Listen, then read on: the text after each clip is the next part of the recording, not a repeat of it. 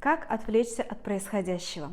Если вы задаетесь этим вопросом, задумываетесь уже об этом, значит, вам действительно пора, во-первых, остановиться, взять маленькую микропаузу в своей жизни сейчас, чтобы спланировать вот эти несколько действий, которые вы, возможно, решите сделать, последовав этому видео, чтобы помочь себе отвлечься.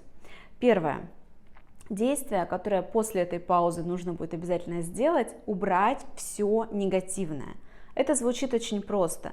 Здесь фишка в том, чтобы вы остановились прямо сейчас и прямо прописали для себя, что действительно на вас влияет. Потому что многие люди следуют очень шаблонному мышлению. Раз один расстраивается от новостей, то я, наверное, тоже. Наверное, это негативное. А нет, некоторые люди наоборот, просматривая новости, чувствуют, что они как-то контролируют ситуацию, что если я в курсе того, что происходит, то мне окей. Поэтому что одному будет негативно влияющим, да, действием, другому может таким не быть. Поэтому вам нужно остановиться и во время этой паузы прямо выписать себе, проанализировать, сесть и задуматься, что правда, вот по-честному на самом деле на меня сейчас негативно влияет. Может быть, на вас негативно влияют отношения с вашим парнем, с которым вы сейчас непонятно то вместе, то нет. Тогда нужно будет мысленно поставить это отношение на паузу, чтобы убрать это негативное влияние. Да? Разрешить себе такую паузу, например, на неделю. Я не думаю об этом на неделю. Может быть, на вас негативно влияет какая-то обстановка на работе, и вы тоже можете на это повлиять. Ваша задача убрать все то негативное сейчас, что вы в состоянии убрать на какое-то время. Не навсегда, мы сейчас мыслим не про навсегда, не делаем глобальную чистку своей жизни, нет, на какое-то время, потому что происходящее изменится. Пройдет неделя, месяц-два, и дай бог все станет более стабильно, менее жестоко, и вообще мир может стать другим. Как непредвиденно на нас рушится что-то, пугающее и страшное, так резко оно и заканчивается, слава богу, однажды. Поэтому мыслите, пожалуйста, сейчас категорией, что я временно хочу убрать с себя нагрузку негатива. Обычно негативом все-таки в нашей жизни являются люди, которые очень негативно настроены к происходящему, вообще по жизни такие сплошные негативные вещатели, да, то есть все, что они вещают, пропитано негативом. И вот сейчас самое время взять на паузу общение с этими людьми. Итак, первое действие: вы пишете список того негативно влияющего, что вы можете сейчас временно убрать. Второе действие: вы добавляете в свою жизнь то, что привносит вам позитив. То же самое. Для меня позитивом будет одно, для вас что-то другое, мы все разные. А обычно что бывает позитивным? Просмотр каких-то классных комедий. Может быть, вы очень сильно любите сериалы, и вы сейчас затянетесь в какой-то новый сериал, но, пожалуйста, выбирайте какой-то все-таки позитивный, чтобы вы там смеялись, хохотали, видели красочные, яркие картинки.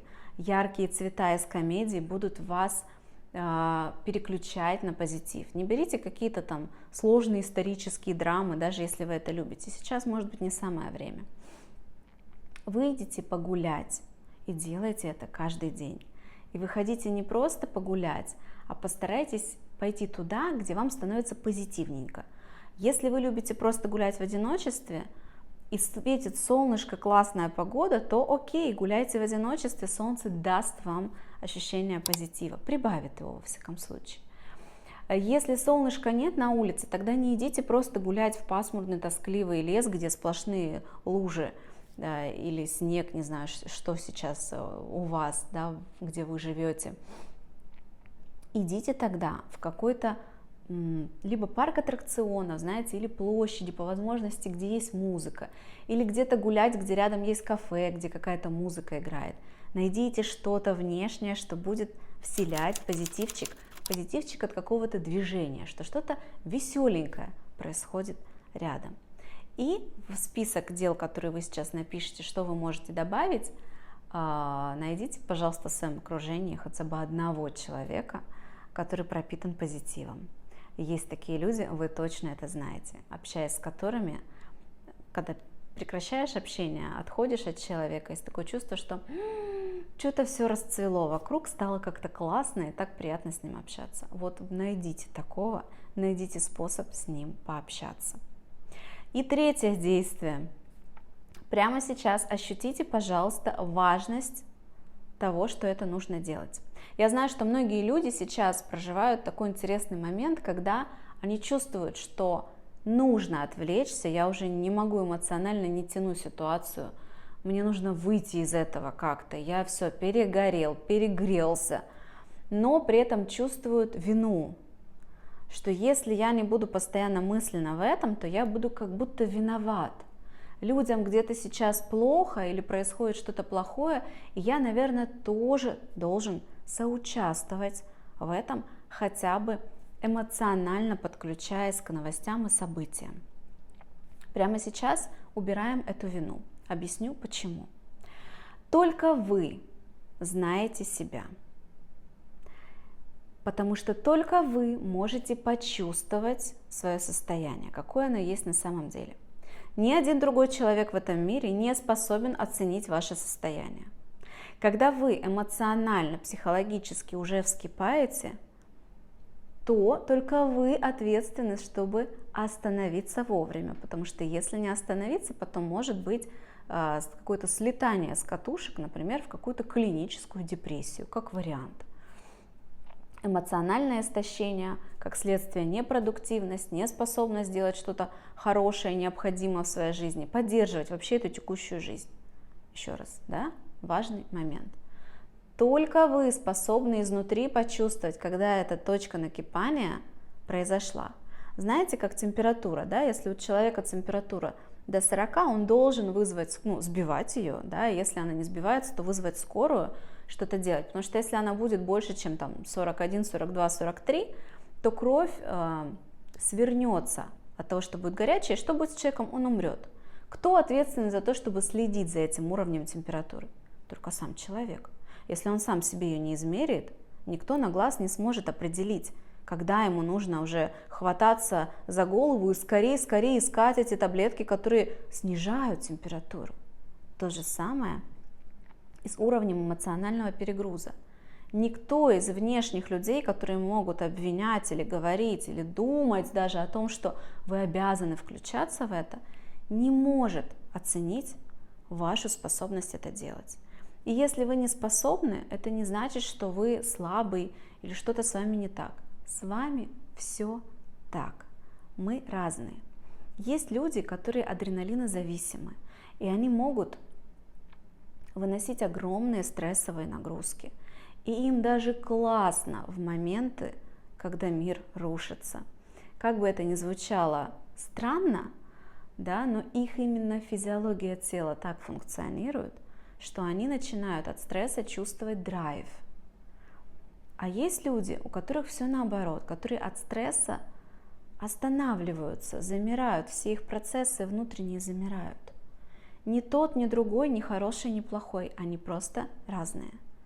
И если тот, который от адреналина начинает, наоборот, более живым становиться, будет осуждать другого, но он просто приведет к ситуации, что температура вскипит, и человек все эмоционально вымирает.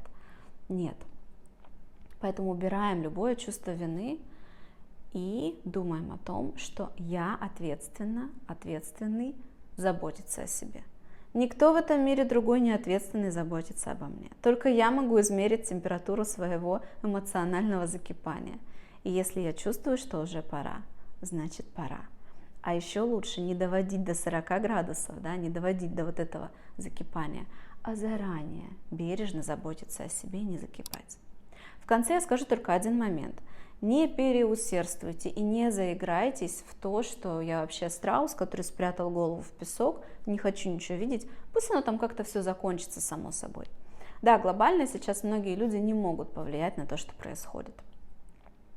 Действительно, оно как-то закончится само собой.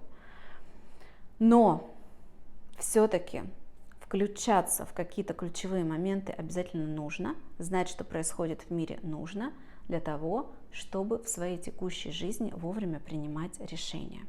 Если нужно будет бежать, чтобы словить этот момент, когда нужно бежать, если бежать все бегут, а вам не нужно, отследить этот момент, почувствовать, что нет, мне не нужно, я остаюсь, да, для этого нужно быть в курсе.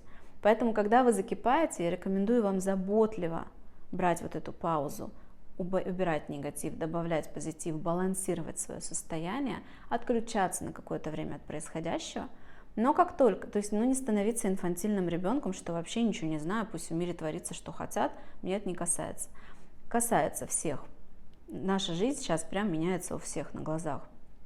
Как только уровень снизился немножко, вы стали лучше себя чувствовать, достаточно хорошо для вас, достаточно, вы сами это определите, снова включаться в жизнь, снова наблюдать за тем, что происходит, снова общаться с негативными людьми, если они вам нужны, если они вас окружают, вы так выбрали в вашей жизни, может быть, по работе, может быть, какие-то близкие, да, и либо уже решать эти проблемы более глобально они решаются не тем просто, что убрать всех негативных, взять всех позитивных. Такая избирательность не решит глубокие проблемы, потому что от того, кто вам негативный, а кто позитивный, очень много зависит от вашего состояния. Убирая людей из своего окружения, вы не уберете себя.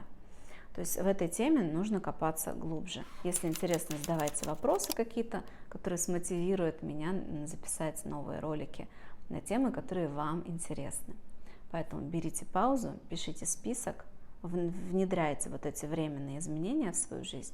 Как только вернетесь в норму, возвращайтесь к текущей жизни. Ставьте лайк, если вам эта информация оказалась полезной. Подписывайтесь на канал. И до встречи. Пока.